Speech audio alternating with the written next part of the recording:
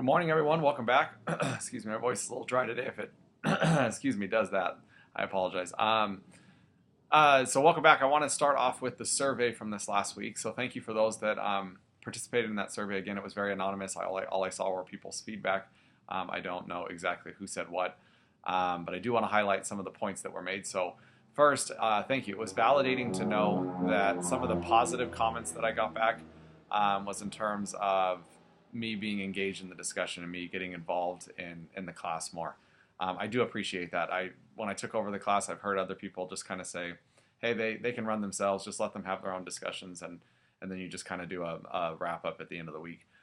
That's just not my philosophy. I just don't agree with doing that, and I'm not saying and trying to, I guess my point is I'm not trying to be critical of my colleagues because everybody has their own philosophy as you're seeing in this class. It was just my philosophy to get more engaged. It's more work for me, sure, with on top of my other classes of grading English at the high school and things like that. But thank you. It was validating to know that my efforts are helping you learn. So I appreciate that. In terms of some critical feedback I got, I was curious about that classroom management strategy activity, since that's a new one, a new assignment, and it was kind of a split. Some of you said, yeah, I like it. Some of you said, it's not helping me too much. So with that in mind, I'm going to go ahead and keep that one. We have one last one next week, just because there are still people that feel like they benefited from it. Had I got some feedback that it just wasn't working, I may have cut that last classroom management strategy. So I hope now you're not kicking yourself going, oh, I wish I would have said something, give myself some extra time. But again, I just felt like it was important for you to have some applicability there, to really pick a strategy that you felt like you can use in your classroom. And the next one that's coming up next week is more content specific. So be thinking about what classroom management strategy can I use only, and maybe only works in a science setting or an English setting or a math setting. So keep that in mind. Let's see, what was another comment on the survey? Oh, there was one where one of you had said it would be really nice if you could just pair us up. And I really liked that idea. I thought that was an interesting idea, is just having you have maybe one partner, and each of you know that that's your partner and that's who you're going to kind of collaborate with and discuss with throughout the week. It was an interesting idea, and I thought a lot about it on making that work. But then I also thought, kind of on the other side of the argument there, then that kind of limits everybody's perception of other people's viewpoints and thoughts, and wanting to collaborate with just other people and broaden their perspective. So in terms of that idea, here's what I'm going to suggest. If you do want to just engage with one person, just engage with one person and let that person know, hey, I really want to discuss more with you.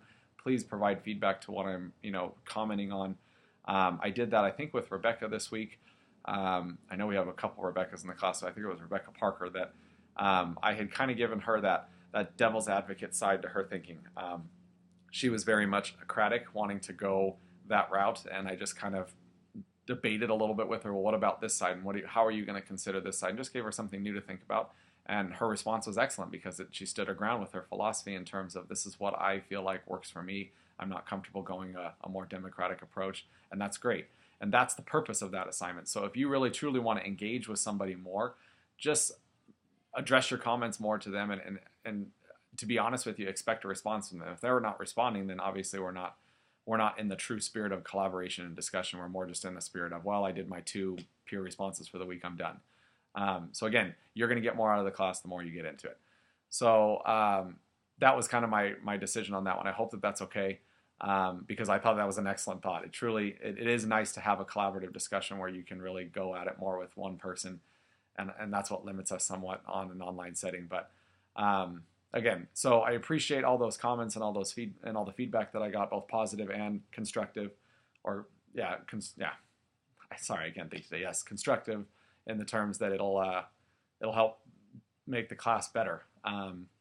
I'm going to do some research actually this next semester with a colleague of mine on this class, in terms of some things that we can learn, and is this class doing what it should be doing. So again, I just appreciate the survey. For those of you that gave me some feedback, if there was some additional ideas that you want to share with me, please share them through email, so that we can make this last half of the semester the best that it can be. So in terms of last week in the discussion between Socratic and democratic, let me just give some final thoughts there. Let me talk in terms of having a substitute teacher. If you're a very autocratic teacher, it's not a bad thing. It just means that you need to prepare your subs, or prepare your students more for that guest teacher or that sub, And unfortunately, you kind of find yourself being in this situation where you may say something like this: if you're not well behaved for the sub, then you're going to lose points, or when I come back to class, we're going to have these issues. And it's kind of that whole, I'm in control, and even if I'm not here, I'm still in control, because when I come back, there will be consequences for your behavior. And that does work. I'm not saying it doesn't work. I've done that plenty of times. I had a time when my wife we just had our second child, and I had to be out for a few days. And I was just up the street from the school, and I came to work with the sub every morning while my children were asleep and my family was asleep, and then I'd come home and take care of them. And I'd got a negative report, and I had to come back and be the Socratic authoritative teacher for that particular class during the day, which they weren't expecting. And it works, and then I had no more problems. So I'm not saying that doesn't work. But the advantage to having a democratic approach is that you do have a situation where the teacher's not there. Let's say the teacher doesn't even show up, or the sub is there, and the students just know what's expected of them because they want to run themselves and govern themselves. And technically, they don't need a sub. They can just do what is asked of them, which is something I'm going to see a lot with my classes this week as I take another day out, that they know what to do, and I should expect that that's the case. Whereas in the beginning of the year, when I was still in an Socratic mode, I did have to, call in sick the week that I had bronchitis, and excuse my language, all hell broke loose. And I had, a fight break out in fourth period. I had issues with talkative classes, and the sub just gave me a very negative report. So it's just evaluating that advantage. What is it that you truly want from your class? Do you want a class that, you're in control and that's how things are and you feel comfortable with that? That's great. Just keep in mind that when you have a guest teacher, how your students are going to respond if they're in an Socratic setting. And if you want a more democratic setting, and maybe you really do want it, but you're nervous about going at it, like I said in one of the comments, be bold. Just do it, and run with it as you go. And the students will appreciate that, because believe it or not, and this is my own philosophy, students really want to learn. I have students that sometimes you just look at them and go, why are you here? You show behavior sometimes that drive all of us crazy. But then they make the same comment to me this week. They're like, oh, I hate it when teachers do this, this, this, and this. And it really shows their desire to learn. They want to learn. And what frustrates them is when that learning is impeded by various situations. So just keep the belief in mind that all students really truly are there to learn, and that there are some students that maybe need to be quote unquote converted to learning. And that's where persuasion comes in to try to help them get there. So that's my thoughts. I hope that question, as I saw in the discussion, it really elicited kind of a breaking of camp. Where do we stand? Do we stand here? Do we stand here? As we get closer to this final assignment of the classroom management plan, it's a good thought, and it's a good, junction to take. Where do you stand in terms of approaches? Are you more autocratic or are you more democratic? Because the next chapter is still going to play on this democratic idea, and it's just trying to determine really where you're at here, getting close to the end of the semester. So with that in mind, we have 2 more chapters this week and next week that are theory-based chapters, and then we're done with the theory. So at this point, as I'm seeing in a lot of discussions, and I made some comments this week about it, I see a lot of you now grounding yourself in a firm philosophy. This is what I believe. These theories I'm really prone to going with. These strategies I'm going to use. And really at this point in the semester, that's where you should be. And if you're not there, I'm hoping that you're really starting to think about that more, and that you're getting there. And if you have concerns, if you want to sit down with me, pick a day. We can go meet at UNLV and sit down in the curriculum materials library and just hash it out and try to get you to develop your philosophy. I'm more than willing to do that. If you don't have the time and you're busy, you want to do it over the phone, I'm also more than willing to do that. Just shoot me an email and we can do that, so that we're getting really grounded in what we want, or what your classroom management plan is going to be. So, the survey last week, now moving into this week, I'm going to try, you're going to be introduced into a community-based approach where really, truly, it's going to scare some of you. It's turning a lot to the students and really building a community among the students, giving students more responsibility, just like in that democratic approach, and not using really any teacher-controlled behaviors or techniques, but building kind of an environment where we're focusing on the child and creating this community where everybody wants to be involved and engaged and wants to learn. So in that spirit, my discussion question for this week is up to you. I want you to pick a question that you really feel you're engaged in, you're interested in, and that you really want to know more about, and turn it on to all of us, me, your peers, and let us answer some of those questions for you. I think this is a way to really highlight what a community approach would be. I'm turning it to you as the community, It's an engaging task. You're going to learn about cooperative learning, and that's what this is. So have fun with it. Ask a really, thought-provoking discussion type question, and let us answer you. Let us have a good spirit of discussion this week using a community-based approach. Finally, your teacher observation. Final one, and then you're done on teacher observations. A lot of you had commented that you really enjoyed those, and I hope this week you enjoy this one. This one is a little bit different. What you're going to see is I gave you a source. I gave you something called the Teaching Channel, and it's an online source that has just tons of videos and strategies and ideas. There's definitely a filter in there for classroom management strategies. So if you're wondering about, okay, I need to find a classroom management strategy for next week's assignment, you may find some there. But it's just a good resource for you to have. And I purposely picked a social studies video because I think we've looked at English, we've looked at math, and now I wanted to give some of you social studies teachers out there an opportunity to see a social studies classroom. The way this video is different and formatted is in terms that you'll see a lot of the classroom instruction, but you'll also see an interruption of that instruction because the teacher will come in and reflect on kind of what she's doing and why she's doing it. But I still nonetheless think that there's some richness here. There's some good things that she does, some subtle things that you may notice that she does, where the theories are starting to really emerge themselves and you can see it. And again, be critical. What theories should have been used? What things do you not like that are kind of happening in this classroom? This is also a different type of classroom. Most of these classrooms in the Teaching Channel, in my opinion, are model classrooms that I think every teacher would love to have. So you may not see necessarily a lot of those typical behaviors that we have seen in other videos. So be looking for, why is this class different than other videos that I've watched?